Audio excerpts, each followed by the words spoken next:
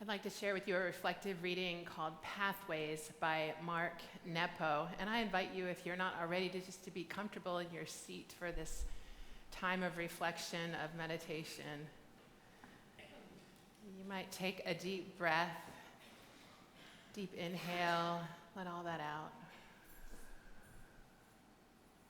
Let go of any distractions you might have brought with you into this space. Any thoughts of a to-do list or some other thing that might be floating through your mind right now. I just encourage you to be here in this space, in this community. I don't know why I was born with this belief in something deeper and larger than we can see, but it's always called. Even as a boy, I knew that trees and light and sky all point to some timeless center out of view. I have spent my life listening to that center and filtering it through my heart. This listening and filtering is the music of my soul, of all souls. After 60 years, I've run out of ways to name this. Even now, my heart won't stand still. In a moment of seeing, it takes the shape of my eye. In a moment of speaking, the shape of my tongue. In a moment of silence, it slips back into the lake of center. When you kiss me, it takes the shape of your lip. When our dog sleeps with us, it takes the shape of her curl. When the hummingbird feeds her baby, it takes the shape of her beak, carefully dropping food into our throats. Let us rest now in a time of silent meditation.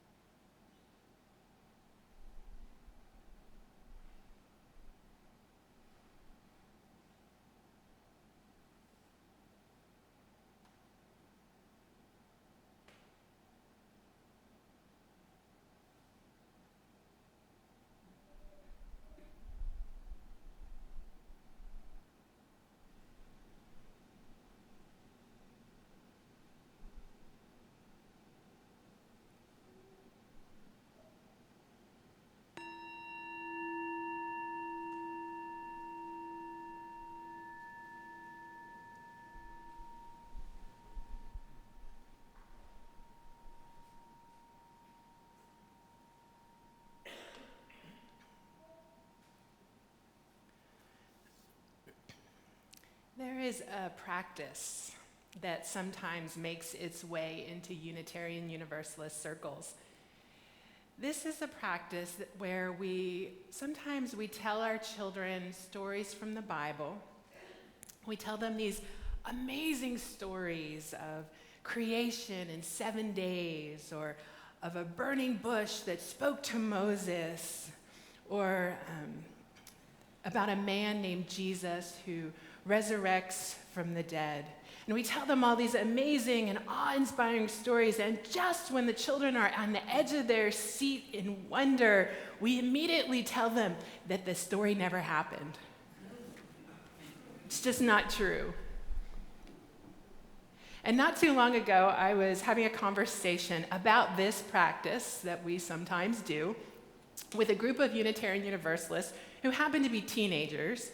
And some of them were raised on this model of what I call disappointing storytelling. And in this group of teens, they all have this, this is a smart group of teenagers. They're very smart, they're very thoughtful. And they also have this really strong leaning toward atheism. Some would claim to be a little more agnostic, but mostly not. None of them were using God language, and most of them were very uncomfortable with God language. And mostly what they believed in were things that they could see, what they could prove, what they could empirically know to be true. And as teenagers, they already knew that they would not teach their future children about God, and they certainly would continue to carry this practice of telling Bible stories and making sure they understood that they didn't really happen that way. And so I was really fascinated by their response, and I asked them what they were going to teach their children about Santa Claus. And they thought long and hard about that. We had a good discussion about it, and in the end, I was surprised the class was divided. Some would teach them what they had learned about Santa, and others would not. So I took it a step further. I asked them what they would teach their future children about Harry Potter. Now, these are kids that were raised on Harry Potter, you know, the books, the movies, and they were adamant that they were going to read these stories and share these books with their children. And I said, well, what are you going to tell them about magic? And I swear the whole room suddenly stopped breathing. And I'm certain that none of those children believe in magical trains or owls that deliver mail or wands that transform people into rodents. But as fervent as they were about preserving truth, they were all very certain that they were going to keep alive that magic and that wonder of Harry Potter for their children. They said they didn't want to ruin it for their children. But I actually think it's a lot more than that. There's a phrase attributed to an Aboriginal elder, a well-known storyteller, who would always begin his stories by saying, I don't know whether this story happened or not, but I know that it is true. I don't know whether this story happened or not, but I know that it is true.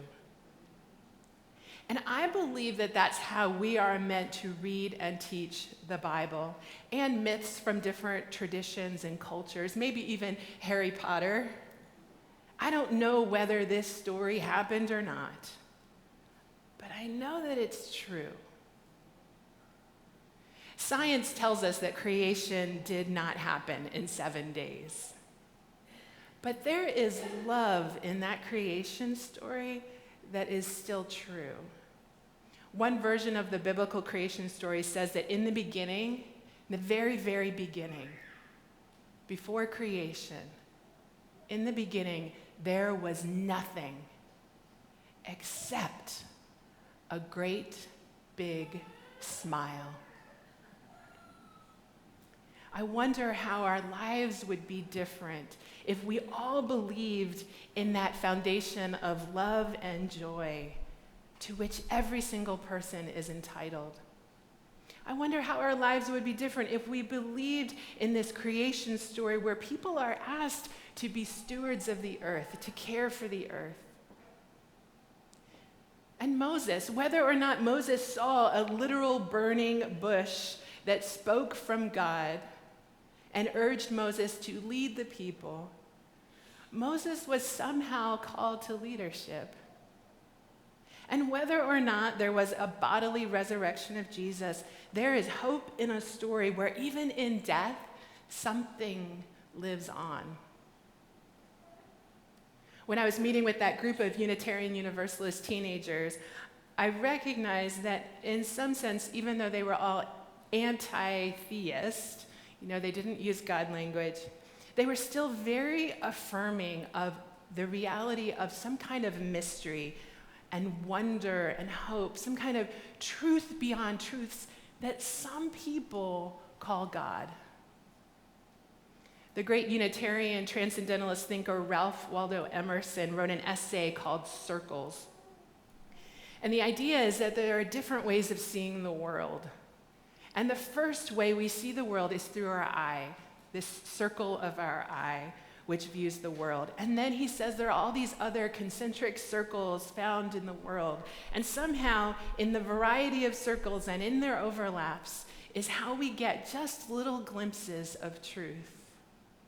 And I think it sounds a lot like the reading I shared earlier today, this reading by Mark Nepro, where he says, I don't know why I was born with this belief in something deeper and larger than we can see, but it's always called. Even as a boy, I knew that trees and light and sky all point to some timeless center out of view. I've spent my life listening to that center and filtering it through my heart. This listening and filtering is the music of my soul, of all souls. And after 60 years, I've run out of ways to name this. Even now, my heart won't stand still.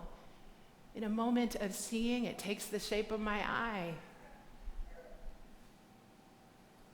In a moment of speaking, it takes the shape of my tongue. In a moment of silence, it slips back into that lake of center. When you kiss me, it takes the shape of your lip. When our dog sleeps with us, it takes the shape of her curl.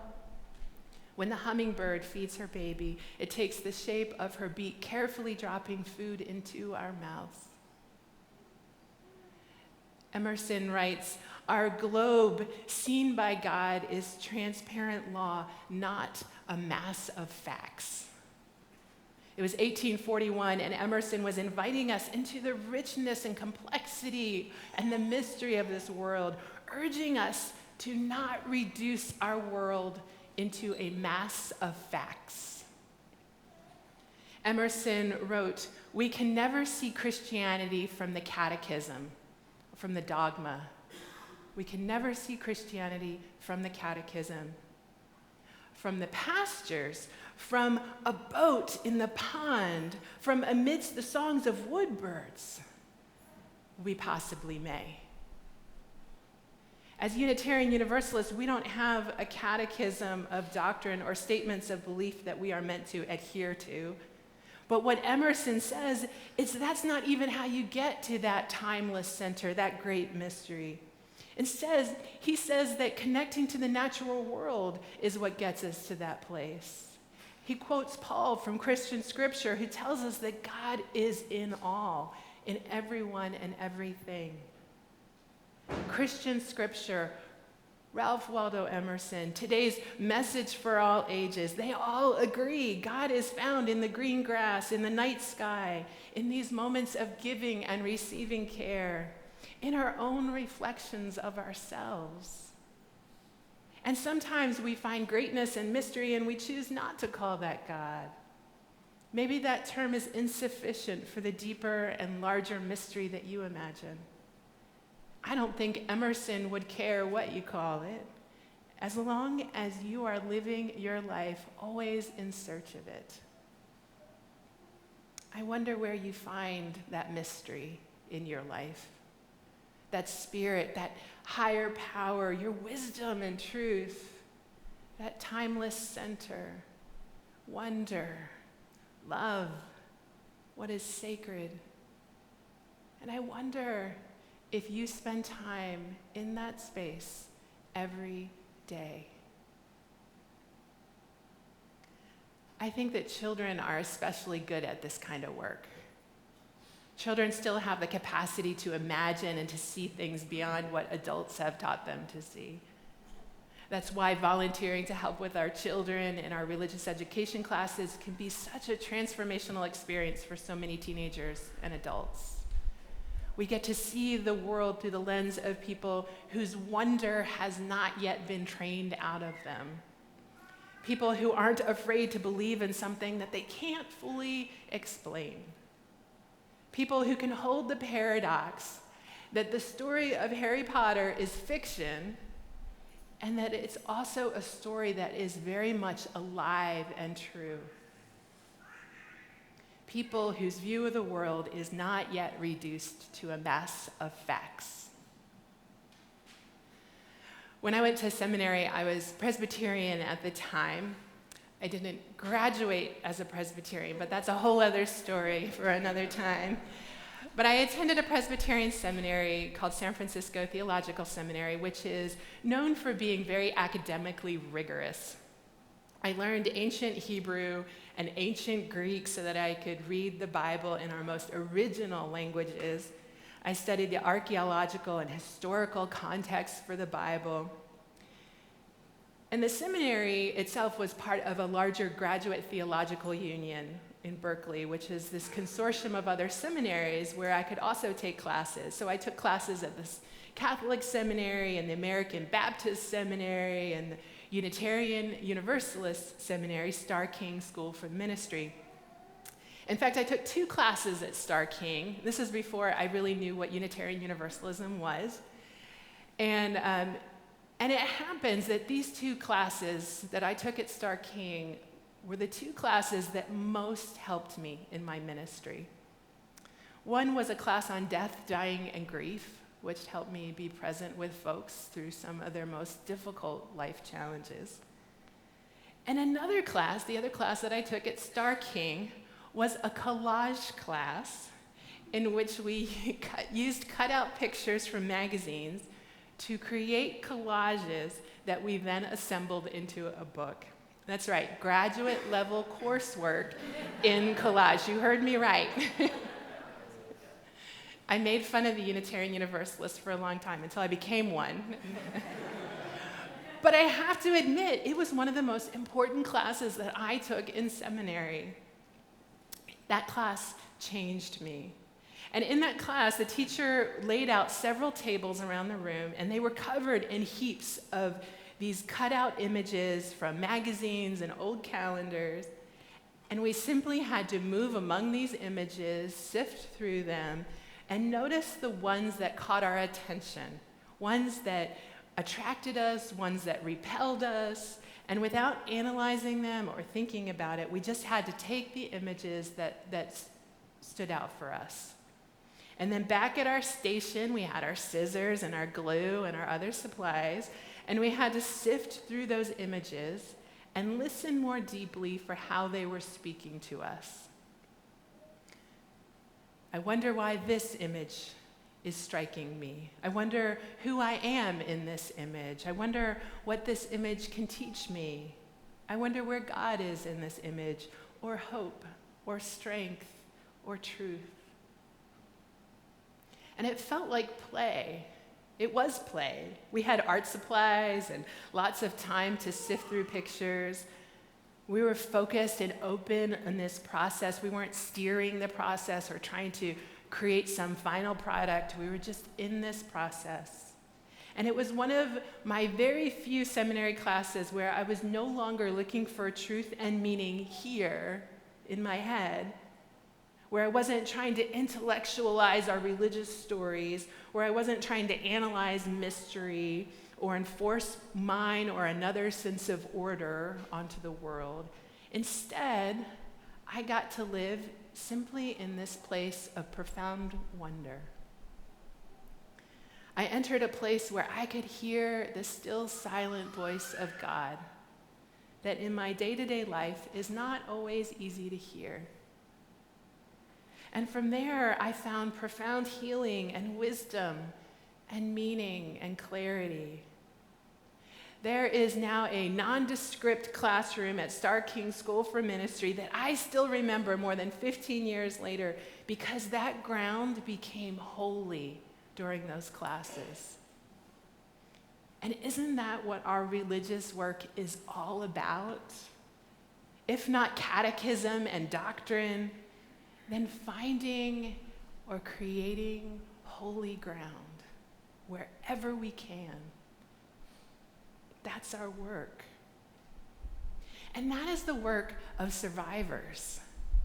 In my life, I've connected with a great many people who are victims of abuse, victims of toxic families.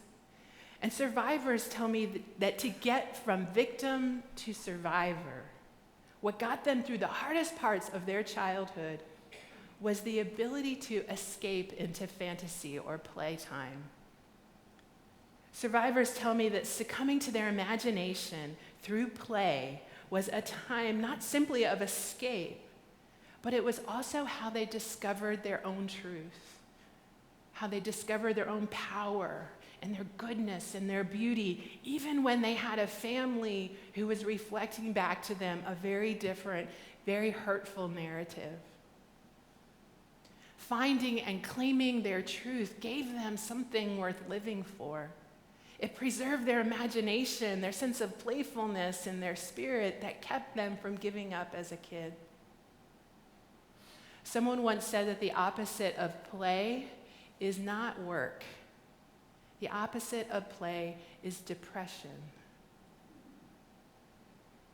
We need this play in our lives. We need play in our communities. You know, right now, my goodness, I couldn't even read the paper this morning. I didn't even want to look at it. We've got reproductive rights that are being threatened. We've got healthcare rights for transgender people being threatened. People are desperately seeking safety in our country and facing deportation and family separation. I live in a city that's been called Murder Town because of the high rates of violence. And here we are, not very far from Philadelphia, who is facing a similar struggle.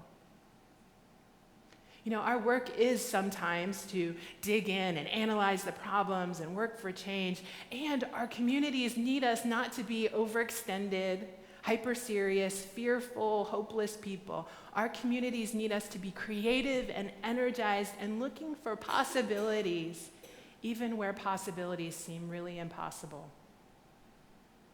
We need to be looking for truth with a capital T, even in places, maybe especially in places of deep pain. Our work is always that hide and seek, not just in trees, not just in the songs of birds.